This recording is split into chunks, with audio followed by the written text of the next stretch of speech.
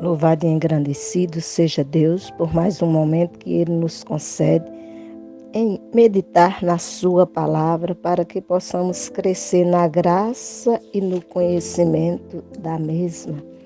Pois o Senhor nos ensina que o seu povo erra por falta de conhecimento.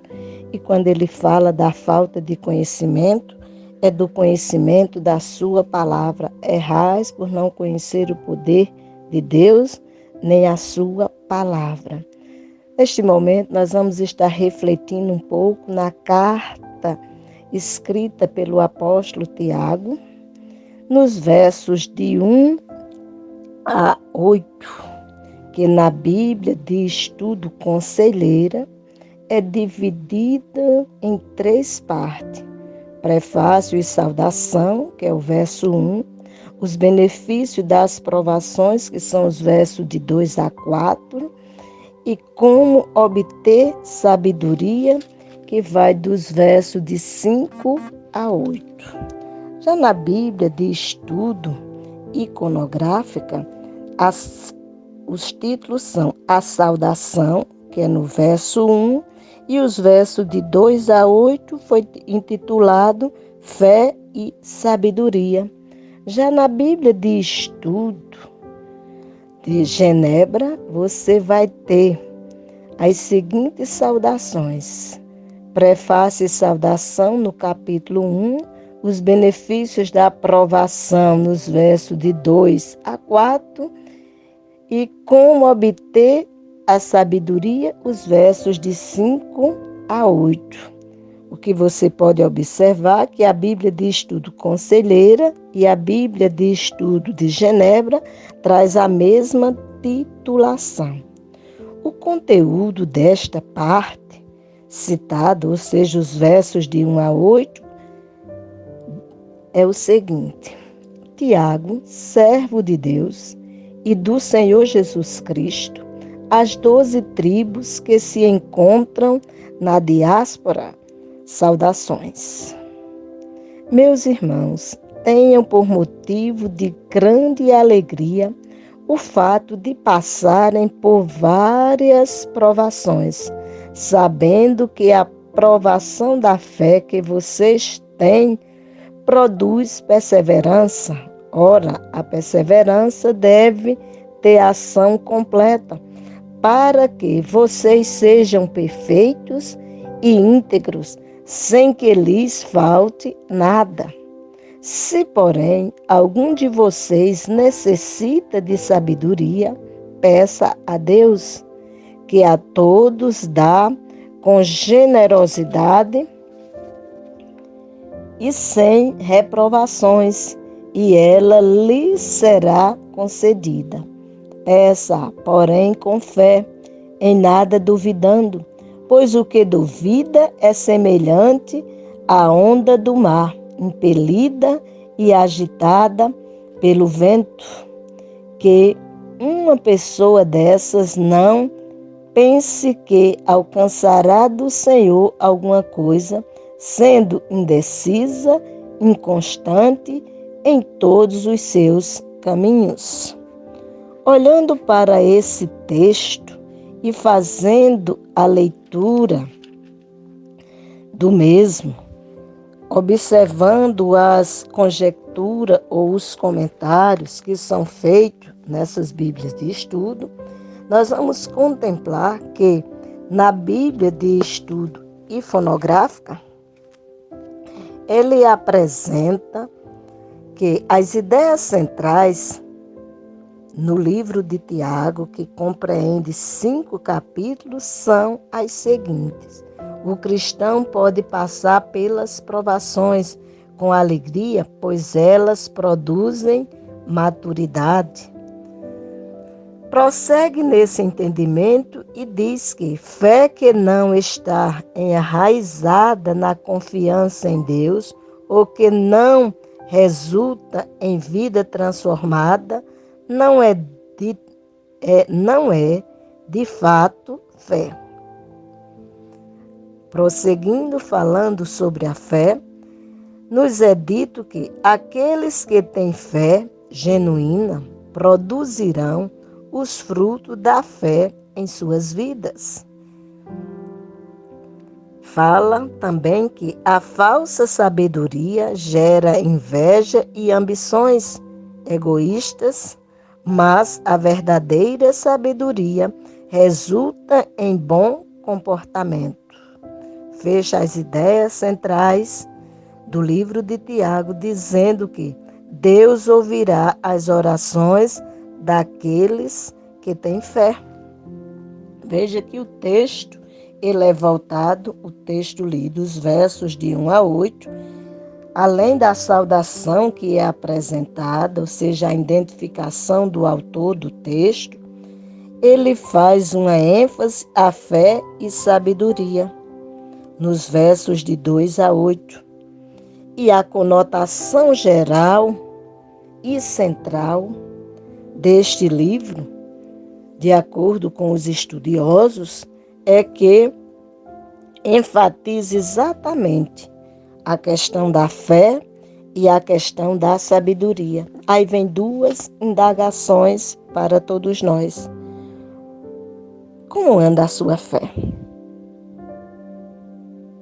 E em que você tem fé? Ou em quem você tem fé? Quando fazemos essas duas perguntas, nós vamos observar a questão da fé, pois quando a gente olha em Hebreus capítulo 11, os versos de 1 a 4, a 3, corrigindo, os versos de 1 a 3, vem fazer ênfase o que é a verdadeira fé. Pois disse o escritor dos Hebreus assim: ora, a fé é a certeza de coisas que se esperam, a convicção de fatos que não se veem. Pois pela fé os antigos obtiveram bom testemunho. Pela fé entendemos que o universo foi formado pela palavra de Deus, de maneira que o visível veio a existir das coisas que não são visíveis. Ainda seguindo nesse texto, no verso 6 do capítulo 11, nós temos a seguinte declaração a respeito da fé. Diz o texto que, de fato, sem fé é impossível agradar a Deus, porque é necessário que aquele que se aproxima de Deus creia que Ele existe e que recompensa os que o buscam. Você busca a Deus no entendimento que expressa a palavra o que é fé? Ou como você tem buscado a Deus? A palavra nos exorta que nós devemos nos aproximar de Deus pela fé. E é pela fé que nós louvamos e exaltamos o nome do Senhor. É pela fé. Porque sem fé é impossível agradar a Deus. Ainda falando a respeito da fé e que é a certeza que você e eu devemos ter a respeito de Deus, a respeito de como Deus cuida de nós, de como Deus trata conosco. Na Bíblia de Estudo Conselheira faz o seguinte comentário dos versos de Hebreus de 1 a 3. A fé e a certeza. Falando a respeito da natureza da fé, ele diz: é o tema central na relação homem-Deus. Ou seja, a sua relação com Deus, a minha relação com Deus, a nossa relação com Deus, ela se dá por fé. E o apóstolo Tiago, ele diz que nós não devemos duvidar. Pelo contrário, devemos permanecer firmes, pois é perseverando que exaltamos e bendizemos ao Senhor. Ele nos diz que a fé vence as provações, pois ela, as provações, produz perseverança. E essa perseverança seja perfeita, a fim de que você e eu, o nós, sejamos maduros e corretos, não falhando em nada. Nós precisamos ser vistos diante de Deus, como a própria palavra diz, uma igreja sem ruga, sem mancha e sem mácula. Vendo o comentário da Bíblia que eu citei, a conselheira, a respeito da fé, que é a certeza que você e eu devemos ter diante do Senhor, eles nos dizem, ou seja, os estudiosos que fizeram o comentário desta Bíblia, que é da Sociedade Bíblica do Brasil. A fé é a certeza, é visto como tema central na relação homem-Deus, como já havia dito, pois a fé é apresentada em Hebreus como elemento essencial para agradar a Deus e com ele poder se relacionar, como foi dito no verso 6, que sem fé é impossível agradar a Deus. Afinal, é por meio da fé que o invisível se torna visível. Temos neste capítulo da fé, ou seja, todo o capítulo 11, a saga dos muitos heróis que creram sem ver e por ela foram provados e abençoados. Temos aqui exemplos reais que ilustram como o justo viverá por fé, como está escrito lá em Romanos, capítulo 1, verso 17, quando o apóstolo Paulo escreve à igreja que se encontra em Roma, dizendo para eles que o justo viverá por fé. E como se vive pela fé e não pelo que vemos. Também é escrito pelo apóstolo Paulo à igreja que se encontra em Corinto, no capítulo 5, verso 17. Verso 7, capítulo 5, verso 7. Depois de definir fé como a certeza das coisas que se esperam e a convicção dos fatos que não se veem. Hebreus 11, 1. Logo em seguida, iniciamos a compreensão ampla do para quê. Para que você precisa expressar a fé? Qual é a experiência que você tem em ter fé? Então, para que da experiência da fé? É exatamente para receber a aprovação divina e para entendermos os desígnios de Deus, como mostram os versos 2 e 3 de Hebreus 11, e não para submetermos Deus aos nossos caprichos e desejos num circuito ininterrupto de provas e desejos realizados. Basta para isto acompanharmos os exemplos dos homens e mulheres de fé citados e trechos de sua biografia de fé, narrados ao longo de todo o capítulo 11. Você vai contemplar que é falado a respeito da fé de Abel, de Noé, de Abraão, de Sara, de Raabe, de Enoque. É falado a respeito dos homens de Deus.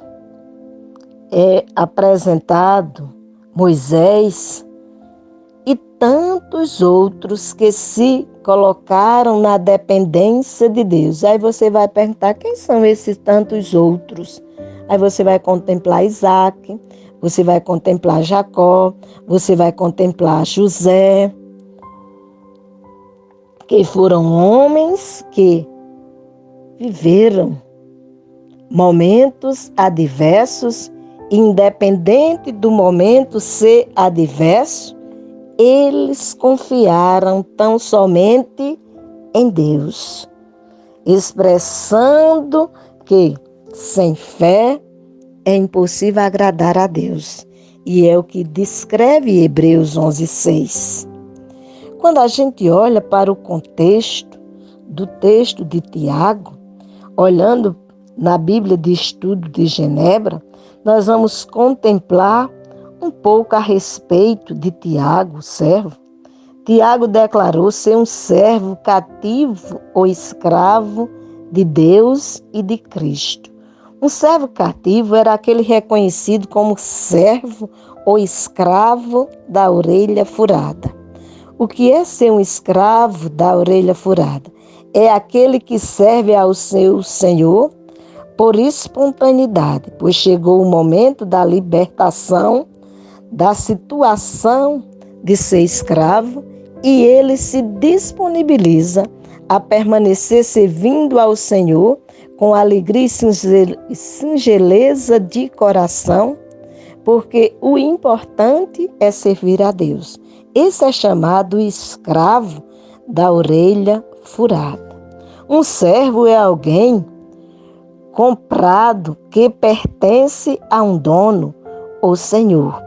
Isso indica não somente a humanidade de Tiago, mas também um profundo testemunho da sua fé em seu meio-irmão terreno como seu Redentor, como está escrito em 1 Coríntios, capítulo 15, verso 3. Aqui o servo está ligado tanto a Deus como a Jesus. Um apoio teológico decisivo. Quando se destaca a questão das 12 tribos que se encontram na dispersão, essa expressão pode ser compreendida de duas maneiras. Em primeiro lugar, Tiago pode estar se dirigindo aos cristãos judeus que estavam espalhados entre as nações. Em segundo, Tiago pode estar se dirigindo até mesmo aos cristãos gentios dessa maneira, uma vez que tanto judeus como gentios haviam sido reunidos num só corpo, em Cristo, justamente com os 12 apóstolos, um número simbólico que lembra as 12 tribos de Israel. Então, se você vê aí o contexto da explicação que nos é dada a respeito de a dispensação, eles foram dispersos mediante a perseguição, mas não foi a dispersão que fizeram com que eles perdessem de vista a fé. Permaneceram firmes e constantes, porque é sublime estar diante de Deus para exaltar e bendizer ao Senhor. Se a gente quiser saber mais a respeito da sabedoria, a gente prossegue lendo o texto, não só do verso 2 até o verso 8, mas do verso 2 até o capítulo 3, verso 12, para que possamos assim compreender cada dia mais e mais o que o Senhor nos orienta a respeito de uma vida em sabedoria diante de Deus e diante dos homens. Quando no verso 2 chama-nos a atenção aos irmãos, Tiago dirigiu-se aos destinatários em termos filiais, como pertencentes à família de Deus, à igreja visível. Ou seja, ele dirigiu não só aquele grupo da época dele, mas dirigiu-se a você e a mim, a nós, que professamos ser filhos de Deus. E se você que está nos ouvindo disser, mas eu ainda não sou filho de Deus, eu quero te dizer que Ele está te dando a oportunidade nesse momento de você se tornar um filho de Deus. E se você perguntar, o que é que eu faço para me tornar um filho de Deus?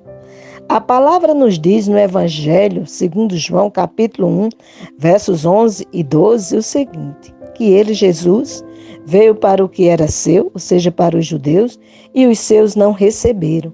Mas a todos quanto o receberam, deu-lhes o poder de serem feitos filhos de Deus, a saber, os que creem no seu nome. Se você nesse momento se dispõe a se colocar diante de Deus, saiba que só através de Jesus Cristo. Em João, Evangelho, capítulo 14, verso 6, o Senhor Jesus disse, eu sou o caminho, a verdade e a vida. Ninguém vem ao Pai senão por mim. Você quer ter vida com Deus, isso se dá por fé. Mas a fé de forma certa. A fé de forma certa é crer que Deus enviou Jesus para resgatar os pecadores. A palavra diz que não há um justo nenhum sequer. Todos pecaram e destituídos estão da glória de Deus. Mas em Romanos 6, 23 diz que porque o salário do pecado é a morte. Que morte? É a morte espiritual, porque a morte física todo ser humano vai passar. O texto diz, porque o salário do pecado é a morte, mas o dom gratuito de Deus é a vida eterna em Cristo Jesus. Você quer ser sábio e andar por fé? Reconheça Jesus como Senhor e Salvador de sua vida. Receba isto por fé. E saiba que é a forma mais sublime de expressão de sabedoria que o ser humano pode fazer em sua existência. É reconhecer o Filho de Deus como Senhor e Salvador de sua vida e andar por fé, até o dia que Ele permitir a sua existência na terra. E quando isto cessar, você poder ouvir do Senhor, vinde bendito de meu Pai, recebei por herança o que vos tenho preparado antes da fundação do mundo. Que Deus nos abençoe. Em Cristo Jesus, o Senhor. Amém.